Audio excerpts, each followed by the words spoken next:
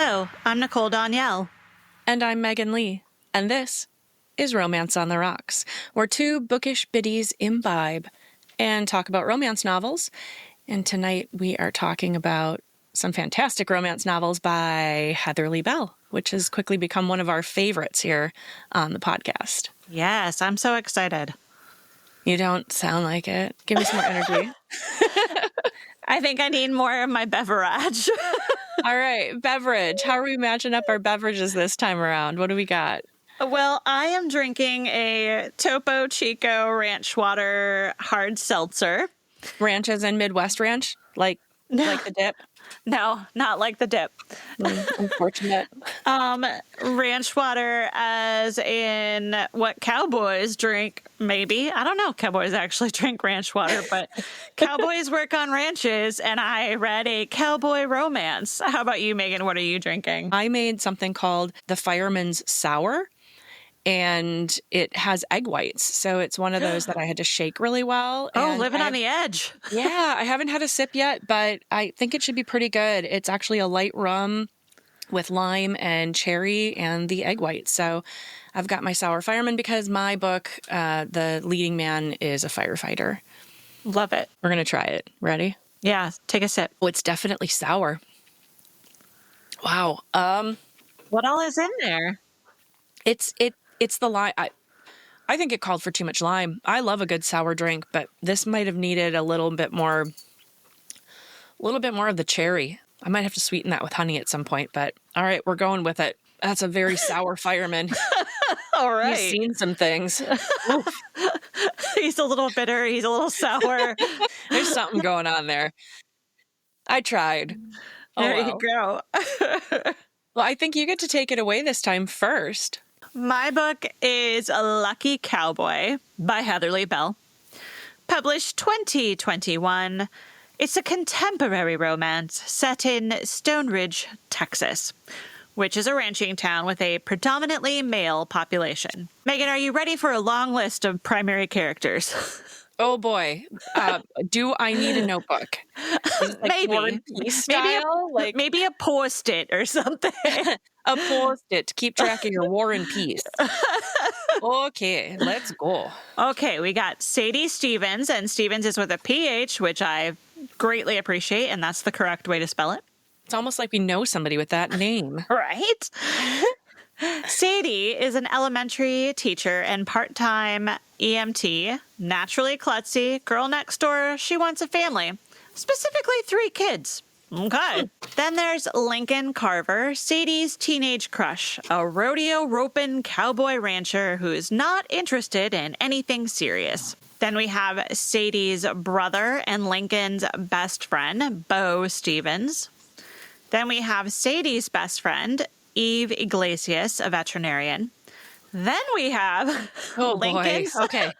And then we have Lincoln's brother, Jackson Carver, who was engaged to marry Eve, but she left him hanging at the altar. And that will become relevant later on. Then we have Jolette Marie, who is Lincoln's friend with benefits, a buckle bunny, and a ranch heiress. What is a buckle bunny? So a buckle bunny is someone who chases after rodeo cowboys who win at the rodeo and win belt buckles. So they like to bang the guys with the belt buckles. She's a horse hollerer. A horse hollerer? Uh-huh. A horsey whore. A horsey whore. Okay. A filly follower. A filly follower. Pony porno? I don't know. Then finally, we have Judson Grant, who is a doctor looking to move to Stone Ridge, and he's also looking to start a family. So the plot line, Sadie has come back to Stone Ridge to teach at a charter elementary school, essentially a one-room schoolhouse with multiple grades in it. Some background on Sadie before we dive into the real meat of the story, though. Sadie dated a guy in college named Martin, who was an Aussie, who cheated on her all 4 years of college with her friends and roommate. And she only found out right before they graduated from college. That sounds like the making of some trust issues. Absolutely. And that kind of explains why she may have some trauma about her past relationship. You think? Right. So now delving into the story, friends and family are trying to hook up Sadie with the doctor, Judson. It makes sense, right? Because she wants to start a family. He wants to start a family. They're both looking to settle down and get serious. So it seems natural that they would be a good match. Except for it's really not a good match. Tell me more. The doctor is way too into his BMW, and he is really egotistical. He comes on to Sadie real strong, and it doesn't seem like he actually cares who he's with in terms of a partner. He just wants a wife to produce the 3 kids that he already has names for. Oh, absolutely not. It sounds like he's trying to accessorize his life, and Yes. she's just one more accessory. Exactly. No, thank you. Right? Red flag. So even though it seems like they want the same thing, there's some key differences I noticed here, and they're 2 personalities. For Sadie, having 3 kids is a dream, a goal, a plan, and she understands that in life you need to be flexible, and she doesn't have a set timeline for anything. She's just hoping, hey, 3 kids someday would be nice. For Judson, on the other hand, he's like, in year 1, we will have 1 child. In year 2, we will have this child. In year 4, and then he's got this super neurotic timeline and plan in mind. And a wife just, again, seems like an accessory more than an actual partner. Or a tool. It almost sounds like he's just thinking that he can program this kind of life into her and it will just happen. Yeah. That doesn't sound like a making of a good partner. Yeah, no. I mean, is it even really a partnership is my question. Oh, absolutely not. No. In the midst of these awkward and sporadic dating moments with Judson, there's some flames igniting between Lincoln and Sadie. She did have a crush on him growing up, and he's 32 and she's 28, and they're both attracted to each other. And 32 and 28 is not a big age gap when you're in your late 20s, early 30s, or older. Yeah, absolutely not. But there is some mentions in the book that it wouldn't have been appropriate if they had been into each other when they were younger, preteens, teenagers. Yeah. And you and I have had these conversations before, and we absolutely agree with that because it's very similar to the Thanksgiving story that I read for season 1, Stuffed by Jessica Gadziella. And it's the same thing. You got your brother's bestie or whatever. So I think there's that looking up to the little bit older guy, crushing, that type of thing. But it just would be icky if he went for it at that point versus when they're older in life. Right. So there's that history going on, and even though they're sharing some steamy kisses here and there, Lincoln is still playing it kind of cool and a little distanced. So he seems like he's ignoring her on some level, and there's this lingering rift amongst Sadie, Lincoln, his brother Jackson, and her best friend Eve, and all their respective families, and it's a small town, and it's because of Eve leaving Jackson at the altar a few years prior. I mean, it's traumatic. I get it. Right. And Sadie and Eve are best friends. So when Eve was at the church, she was like, I can't go through with this marriage. There's something not right here. And Sadie, being the best friend that she is, supported her and helped her leave the church, which what else is your best friend supposed to do? Oh, 100%. Like you don't say to your friend like, well, we're all here. Maybe you should do it anyway. No. Right. I would never say, Megan, are you having bad feelings? Meh, fuck it. Push me through the door. Go. Right. Well, again, Sadie's just being a solid friend, but Lincoln's kind of always held it against her, as is his family. I mean, and I see that perspective too, just because they're looking for somewhere to put like that upset and that anger, and she's an easy kind of target. Plus, that would be another reason to hold back from starting a relationship with her, because you're like, well, if her best friend is the kind of person who would up and leave, does she have that same kind of, feeling about things? Would I also be jilted? So I can see that kind of like holding her at arm's distance. And you are exactly right with that, Megan, because in the book, it does talk about Lincoln having this thought process about like, wow, Sadie and Eve are very similar in personality. And so I'm sure there's probably that kind of questioning in his mind of like, oh, is she going to bail too, like Eve did, you know? So there's that history. So we kind of understand where it's coming from and where there's a little bit of drama kind of impeding the relationship. But eventually, Sadie just can't see herself getting into a serious relationship with the doctor. And she's always had a thing for Lincoln, and their feelings are really genuinely growing for each other. And I gotta say, Judson really helps her come to this decision because of some of the crap that he says. For example, when he asks her who Lincoln is when they run into each other when they're out and about town, she responds that he's a longtime friend, which is true. And Judson says, great, because I don't like having any competition. Thanks, Judson. Also, what kind of name is Judson? I don't want to be married to a guy named Judd. No, thanks. Poor Judd. Get out of here, Judd. Poor Judd. Candlelights his head. Okay, I'm sorry. We're going to get demonetized because I sound just like the recording. Uh-huh. Uh-huh. Okay, so here's the deal. They're in this small town, and there's a predominantly male population. So there's going to be competition for women, just strictly due to the population statistics. Oh, sure. Yeah. And she is a young woman of dating age who should absolutely be getting to go on some dates with different fellows and, you know, sorting through what's available and making some choices. And all I could think was, wow, what a fragile ego you have, Judson.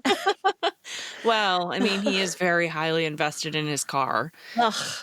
Yeah, not so special. Yeah, I'm not a fan. Judson can shove it. Judd, bye, Judd. Bye. Bye-bye. Bye. As she's trying to navigate her current dating scene, she reflects on some words of wisdom from her dad, which I really appreciated and I thoroughly enjoyed in the book. He tells her, you have plenty of choices. Marry a man because you love him, not because you need him. I think that's pretty solid. And at another point in the book, her dad says to her, don't settle, baby. Never, ever settle. And I could not agree more. Yeah, concur. So she decides to really go for it with Lincoln once she finally comes to this decision, and she hopes that they can get past all that old drama. She gets all dolled up and goes to the townie bar and tries to flirt with Lincoln, but she's naturally shy, klutzy, and awkward, which I totally relate to. I've always sucked at flirting, and it always makes me feel so cringy. But anyway, she's flirting with him, and it's just not working, and she gets flustered, and then decides to just get honest and real with him. She tells him she likes him and admits that she doesn't know how to flirt, which I applaud, Sadie. Applause. That's brave. Sadie. That's very brave. That's coming right out and just laying it out on the table. Honesty, straightforwardness, gotta love it. She says to Lincoln, I don't have any ready-made plans for this, for us. I'm wide open. I just like you so much, and I want to be with you. I want ... more kissing. She looked up shyly. Is that all right with you? And Lincoln's response is, sign me up. Which I loved, and it totally reminded me of my husband, Bob.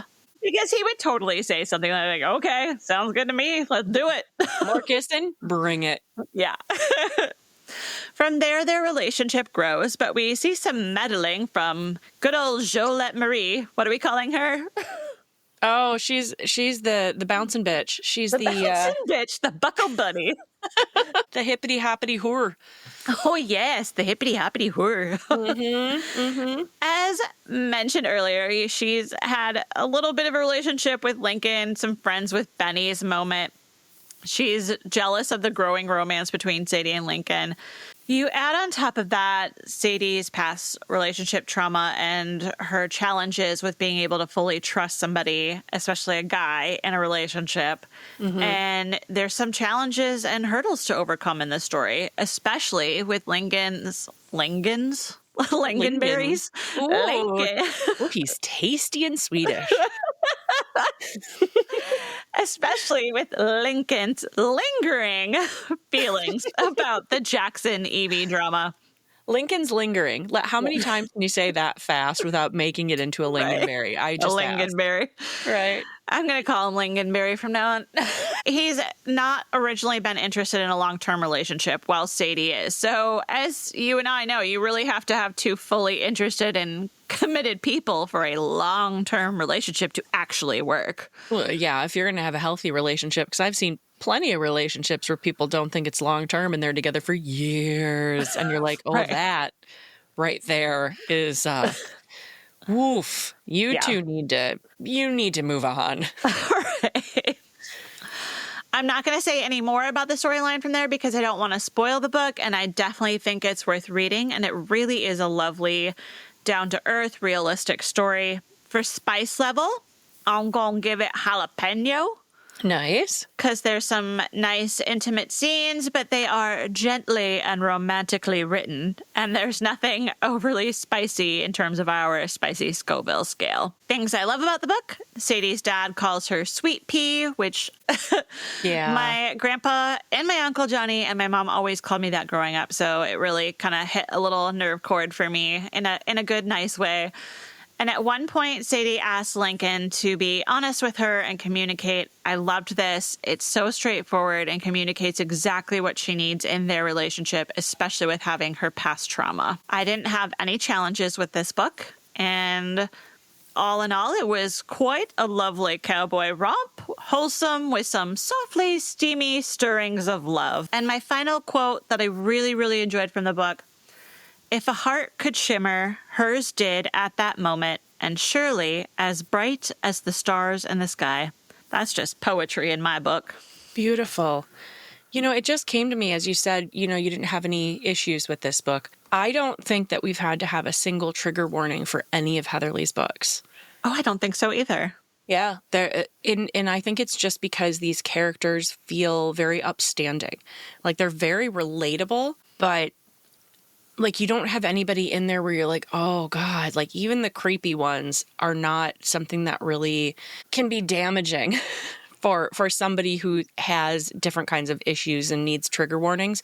So I do feel like she's a really safe author for people who maybe have pasts that bring up some trauma.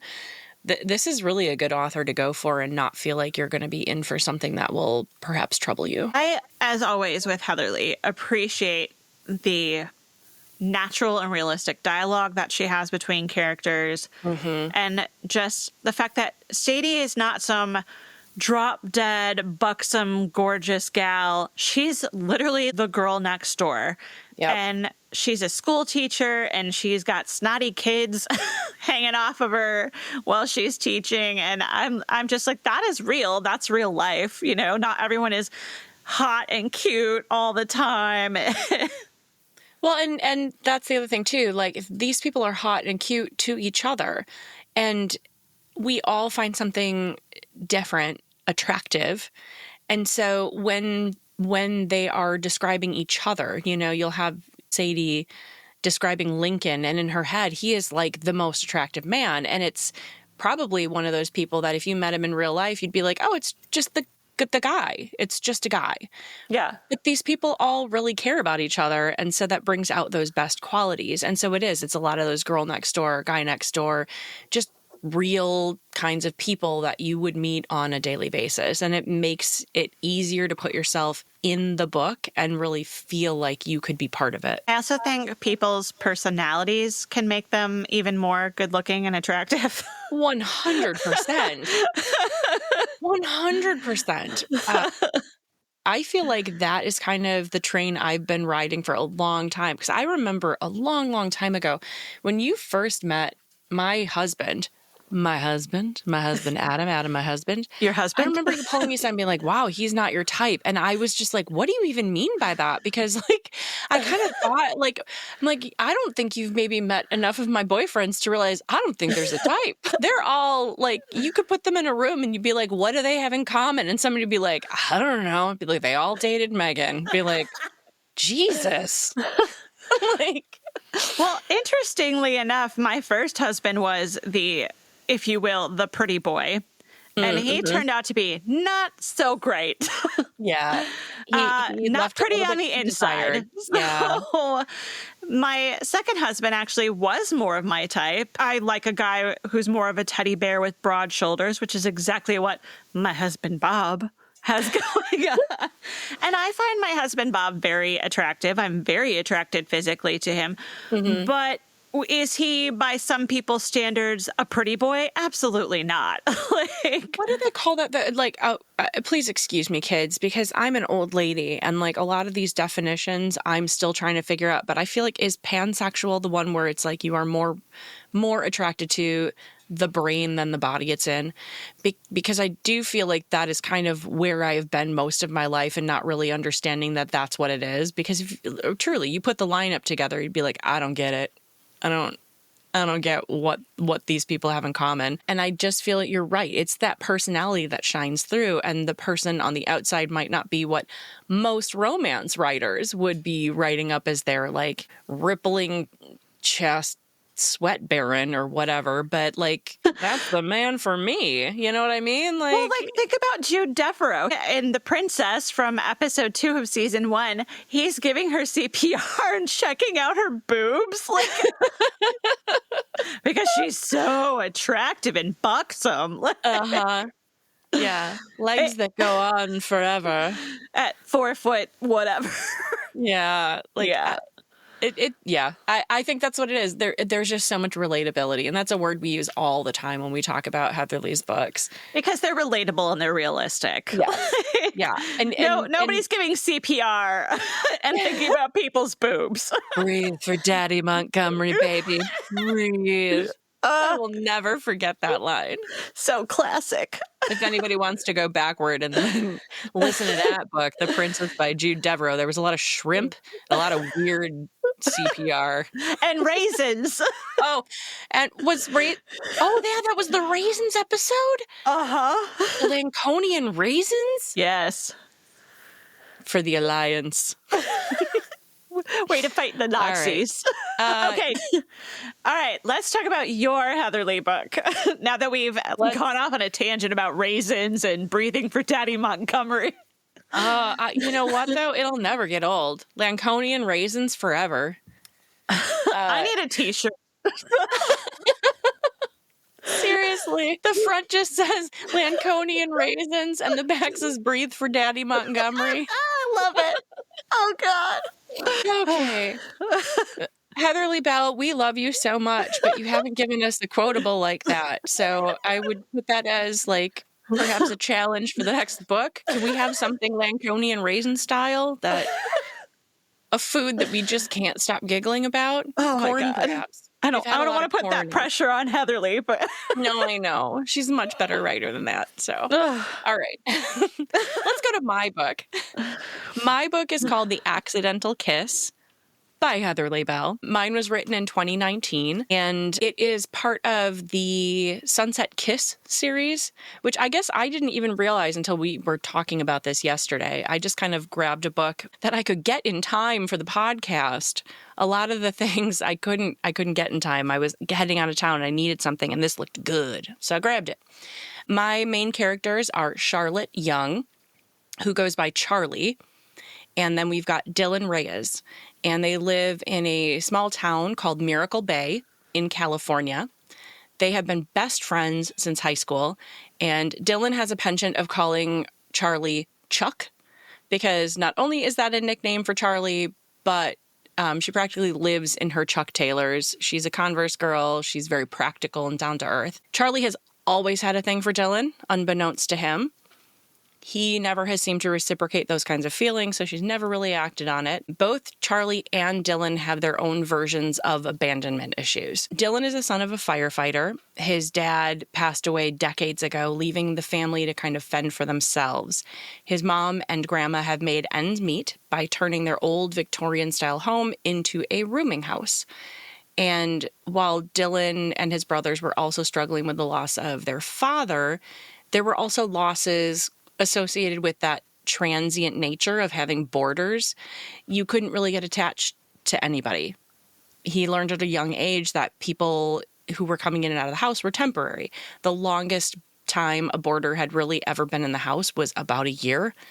So if he liked somebody, made a friendship, had a relationship, there was no guarantee that they would be there tomorrow, and he knew they were leaving. So he just tried not to get attached to people unless they were his family that he knew for sure was not going anywhere. Charlie's struggles with abandonment issues come because she is a child from foster care. She never knew her father, and her mother was a teenage parent who had most likely some drug problems and probably some mental health issues as well. Charlie had more than 12 foster homes between the time of them moving her away from her mother at like age 6 until her emancipation at age 18. But the final foster mother became pretty much the real family that Charlie could have wanted or needed. Her foster mother, Coral, has since passed from cancer, but her foster sister, Millie, who Charlie still considers to be her real sister, is still there, big part of Charlie's life. And in fact, Charlie is only back in town in Miracle Bay right now because of her sister, Millie. Millie is very heavily pregnant and now on bed rest. And when their mother, Coral, passed away, she left the family bakery 50-50 split to Charlie and Millie. So Millie has been keeping up on the business and just kind of running it status quo while Charlie was away doing school to be a chef. And she's been kind of flitting from here and there, learning different skills, trying to be a good sous chef. Her big dream is to go to Paris. But at this point, 8 months pregnant and on bed rest, she can't run the bakery. So Charlie's home. She's trying to take over the operations. She always seems to be on the move, so it's difficult for her to stay in that one spot. Neither Charlie nor Dylan really have put long-term relationships as a priority because of that emotional kind of detachment and abandonment issues. And for Charlie, really probably because of her secret love for Dylan. Beyond those issues right there are kind of two big things going on in the book. First of all, Charlie is determined to find out who the father of Millie's child is. Millie won't tell anybody. She's absolutely mum on this. She's keeping his identity secret. And like I said, Charlie likes to be on the move, and she kind of feels like if nobody else is involved and Millie's on her own, she can't leave. So she'd be stuck if there's nobody else to help emotionally, physically, whatever, help support Millie with this new baby. So she's convinced herself that if she can find out who the father is, she can make him step up and do the right thing, letting Charlie then have the ability to skip town and pursue her career dreams. So, like, the book opens with Charlie unsuccessfully trying to pin down a guy who she thinks is the baby's father. And we'll just put out there, she is a terrible detective. She sucks at this, you guys. It's so bad. And Dylan catches her doing this, and he keeps trying to stop her. He's like, you need to stop. This is bad. And your sister is going to be pissed when she finds out. And she's just creating havoc, right? So that's a big part of the book. Second big part of the book, Miracle Bay runs on a tourist economy, and it is based on the legend of the Sunset Kiss. So they're working at the Sunrise Bakery, but the whole town is Sunset Kiss. It's a well-known legend in town that if you kiss somebody at sunset along the bay, it will result in your true love. It's your forever match. So a lot of couples from all around will utilize that legend to rent sailboats and get trail guides and do picnicky types of things, watching the sunset, and make some big romantic show out of it. Lots of engagements and stuff happen with this. Charlie has her own hopes and dreams connected to this, whereas Dylan just sees it as bait for tourists. And I'm on the side of Dylan. As somebody who's living in a tourist town, I'm like, oh yeah, we would totally inflate this just to get the tourist dollars. So there is a reason Charlie has had her heart open to this legend of the Sunset Kiss. And this is where I start talking about our other C. You covered the first one, which is communication. You talked about that. That is one of our big ones. Our other big C in this is consent. And this is probably the first time I'll say in any of our books where I can say the person who did something without consent was the female protagonist. What? Yeah, it's usually the guy where we're like, don't touch her. She didn't say yes. She didn't invite you. Yeah, no, this is Charlie just stepping over that boundary. Oh, okay? Boy. Yeah, and it's fairly innocent. But for everything where we give the hard time to the dudes, I'm going to give it to Charlie. So about a year before our book starts, we kind of had this flashback. Charlie and Dylan were hanging out. He's had a long day of work. Again, he's a firefighter, so these can be very long days. He's finally home. He gets to rest. They are supposed to be watching his favorite movie, Scarface. Ugh. Pause. Please, ladies, don't date a guy who thinks Scarface is his favorite movie. That movie is atrocious. I mean, don't get me started. In fact, in my notes, I wrote, don't date a Scarfacian. Okay, I hate the movie. I don't understand why men like it, but a lot of guys do like it, including my husband. Men are like freaking obsessed with this movie, and I do not understand it. It is a tale of getting yourself over your skis, losing your sight on what's important, and destroying everything you love and have. And then are like, Scarface is my hero. I'm like, I don't get it. He's your hero because he ruined his life? Whatever. Okay, anyway, that was my diatribe. Scarface is terrible. I can remember going on a date with a guy who had me come over to his dorm room to watch Scarface because it was his favorite movie. And I remember he was super into it, and I was sick to my stomach and trying to watch it with squinted eyes. I'm like, this is awful. Why am I in this room with this guy? This brings me to the point where we're in the book. They're supposed to be watching Scarface. He falls asleep. She's still trying to watch it, not realizing he's asleep. And the way Heather Lee Bell writes this is that Charlie is watching the movie from between her fingers because she hates it so much. She's got her hands over her eyes. Oh my God. And I'm like, girl, I am with you, right? Yeah. I can put myself right there. We talk about relatable. I'm there. She suddenly realizes Dylan's asleep. She is suffering through this movie needlessly. So she gets up, she turns off the movie, she starts covering him with a blanket. She realizes he is not stirring at all. He is a heavy sleeper. And she's like, man, he is so pretty. And so, oh God. Charlie, snoring is not consent. right, snoring is not consent, my friends. So he is asleep, and she's just staring at how pretty she thinks he is. And she reaches out and she kind of touches his jaw, and he does not even flinch. And she's like, this is my opportunity. Oh, God, Charlie. I'ma kiss him. So she leans in and she gently kisses him. And Nicole, you'd appreciate in the book, it says that she wanted to give him a chaste kiss. Oh, God. Chaste kisses. Chaste kiss. So she leans in, she gives him her chaste kiss. She keeps her hand on his jaw, thinking about how pretty he is. And then she suddenly realizes this was a terrible idea because I did it without consent.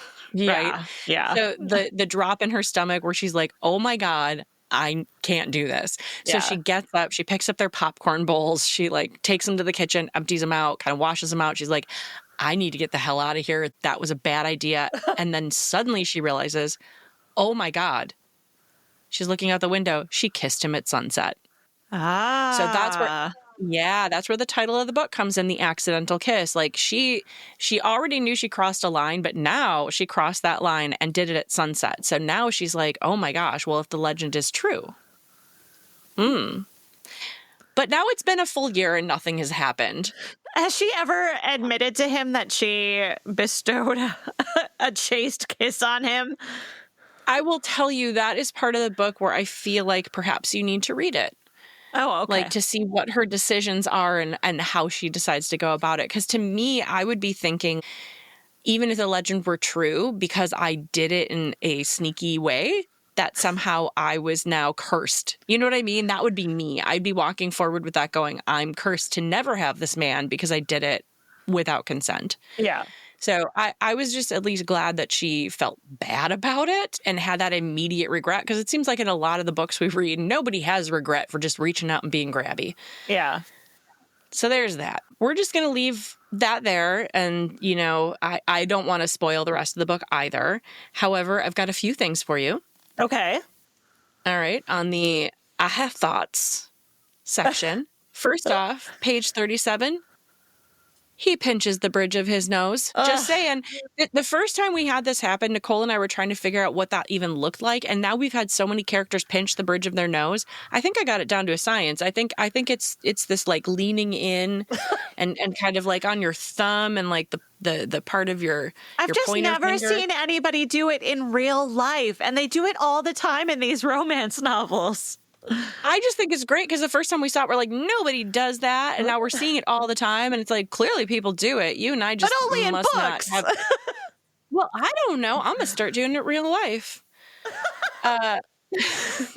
Just to see what you do about it. Ugh. Let's see. On page 102, Charlie is in the middle of a fight with her sister Millie. And she's super upset about this fight. She goes back to her apartment and Dylan is there and he's like, girl, I know you're upset, but you haven't eaten yet. You need to eat today. And her response is, so who needs to eat? Okay, she was scaring herself now. Everyone needed to eat and eat a lot. Rich and delicious food. Butter, cream, red meat, screw the calories. I was just like, I can so relate to that too. Like the fact that her reaction was who needs to eat, and then suddenly the horrified realization that, oh my God, I need to eat all the food. I love all the food. I want it now.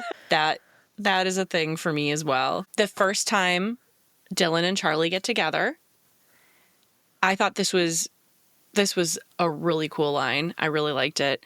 They get together and he asks if she's scared. And she replies that she's never scared when she's with him. And he says, well, then how do you feel? She responds with that she feels like she's about to explode. And his response is, I'm going to watch you come apart and then I'm going to put you back together again. Ooh. And I was like, ooh, brother. Hot. I like that. And then later on, he says to her, this thing here between you and me, I won't let it change us, no matter what happens. She responds, friends forever. And he says back, naked friends. But it's like, that's Solid. so funny.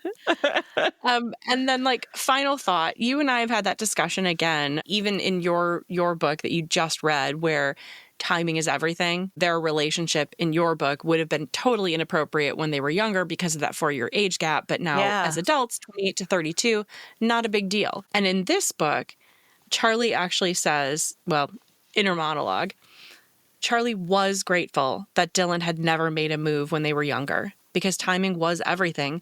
She didn't think that teenage Charlie would have been a good match for Dylan in anything more than friendship. And I'm like, that's very insightful because it is like where you are in life makes a huge difference. So that is my little review of The Accidental Kiss by Heatherly Bell. And how would you rank it on the spicy? Yeah, I would say also jalapeno. I feel like most of Heatherly's books tend to kind of just hover in that jalapeno area. And I will say we had condom use and there was no explicit body part language and they were very attentive to each other's needs. So yeah, a nice solid jalapeno. Very nice. Yeah. Megan, booby prize. Yeah, booby prize. So I will say my boobies didn't come till fairly late in the book. Okay. And I actually went back several times to see if I had missed something because there were a few times where he was admiring what he was seeing in front of him. But no, the boobs never came into it because I think that Dylan is more of an ass man. Anytime he talked about her and talked about her body, he was really admiring the hips and the butt. Okay. So my boob quote doesn't come until page 93. And the sentence is, the waitress, who obviously hadn't heard of his fake engagement, brushed her breasts against his arm. So yeah, page 93 for the first boobies. And how about you, Nicole? Well, before I reveal the page, I have to tell you also that I got quite a ways through my book and there was no boob references. I kept looking and waiting, but there was a lot of ass mentions. So I think Lincoln, like Dylan, is also an ass man. Well, there we go. We've got two butt believers. I love it. Yeah, I was still looking for boobs on page 175. I'm still not getting any boobs. Finally, on page 179, I get a boob reference. But much like yours, it had nothing to do with Sadie's boobs. Wow. The quote is, "She knew exactly what kind of dancer because her brother had a definitive type. Long legs, tight behinds, and big breasts." If we were to go by butt references instead of boob references in this book, I would have had that on page 32. Okay. So he didn't know what had gotten into him lately, but he caught himself noticing her, noticing the curve of her ass, her toned legs. She'd always joked that he should never trust a skinny cook. And she wasn't skinny, but fleshy in all the right places. All things he shouldn't think about. I like it. Right? Yeah, so it's almost like in books where we've got an ass man, we almost need to figure out where his first noticing of the butt was. Right? So do you have a romantic reminder, Megan? Yeah, my romantic reminder is that dreams change. And that is actually a direct quote. Charlie says that. She just says dreams change. A big part of that is because she's always been roaming. She's always been searching for something. She'd always thought she'd go to Paris and learn more about cooking. But now that she's back home and she's in the bakery, she's starting to feel more comfortable there because she's getting to make her own menu. She's opening it for lunch. She's got her own things going on and she gets to be creative. And her dreams are morphing. They're changing. Paris doesn't seem like as big of a draw anymore. So I would say being open to growth, supporting your partner's current goals and aspirations, and recognizing that dreams change. What your partner wanted 10 years ago is not necessarily what they want today, and being open to growing with each other. We can't remain stagnant. We can't expect our partner to stay the same forever. So, Very true. romantic reminder, allow dreams to change. Absolutely. And to be clear, it's not about sacrificing your dreams. It's about your dreams evolving and growing. Yeah, evolving is a great word. I think that's exactly what it is, because in her mind, Paris represented the ability to be creative and learn these skills. And what she's recognizing is she's getting to do that in her own bakery / cafe. She's controlling the creativity and learning these new skills. And maybe Paris is not going to be the spot that makes her most fulfilled. Yeah. So I love the fact that, people are allowed to change and grow. Absolutely. My romantic reminder is very simple, and it comes straight from Sadie's dad. It's just don't settle. Mm-hmm.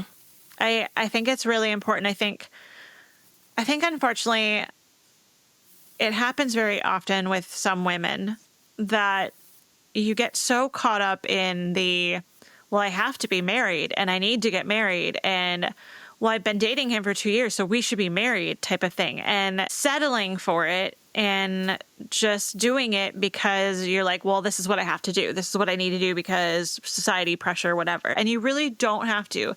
And you don't have to settle, and you don't have to get lost in the glamour of it, or even settle for something that isn't glamorous if it's not tripping your trigger. So I think it's solid advice from Sadie's dad. For sure. For sure. I like that. So coming up on the next podcast episode, I'm so excited. Yeah. So next podcast episode, we actually get to have an interview with Heatherly Bell. Which is why we were really focusing on these books, because, it's just that we have found an author that speaks to us and literally is going to speak to us.